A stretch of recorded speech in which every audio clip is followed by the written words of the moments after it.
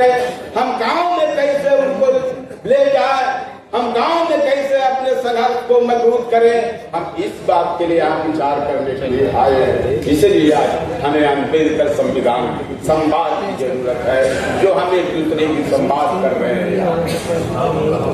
इसलिए मित्रों मैं कहना चाहता हूँ कि आप गांव में जाएंगे और संविधान पर नजर डालेंगे तो दोनों में बहुत फर्क मिलेगा। आप गांव में जाएंगे तो जाति पाति के व्यवहार आपसे होगा, लेकिन भारतीय संविधान, अम्बेडकर का संविधान जाति पाति उन्मूलन कर दिया है, फिर भी गांवों में मजबूत है। तो इसका मतलब है कि हम दलितवाद कमजोर है, इसलिए वो मजबूत है।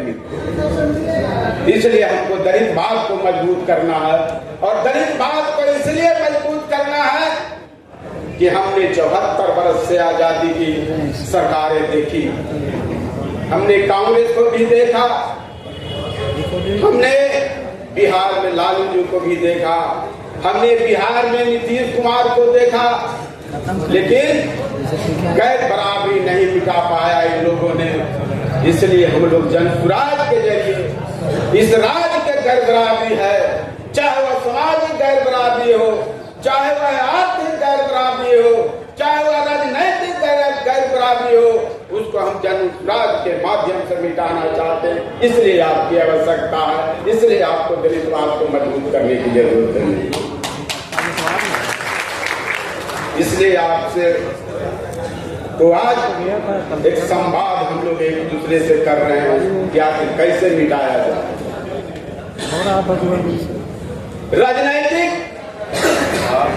जो भारतीय संविधान व्यवस्था में राजनीति के बारे में कहा गया है, लेकिन हमने शेड्यूल कास्ट के लिए सीटें रिजर्व है, लेकिन सीटें रिजर्व के बाद हम आबादी ज्यादा हैं।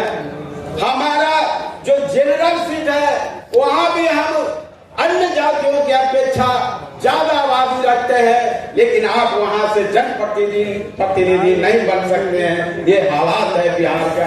इसलिए जनसुराज और प्रसाद किशोर कहते हैं कि हम गैर बराबरी तब भी मिटाएंगे यदि जनरल सीट पर हम 40% शेड्यूल कास्ट के लोग हैं, तो वहां भी जनप्रतिनिधि हमारा होना चाहिए। यह हमारे प्रधान किशोर का ऐलान है, तब गैर बराबरी। इसलिए हम जन संवाद करने के लिए आए हैं। यह जनसुराज ही के माध्यम से होगा। हम लोग हाथ पर हाथ धर के आदमी बैठे हुए हैं, यह तो जनरल सीटें हैं, लेकिन आबादी तो हमारी ज्यादा है। हम जब भी चाहते हैं सुरक्षित सीट पर ही लड़ना चाहते हैं, जहां हमारे लिए रिजर्व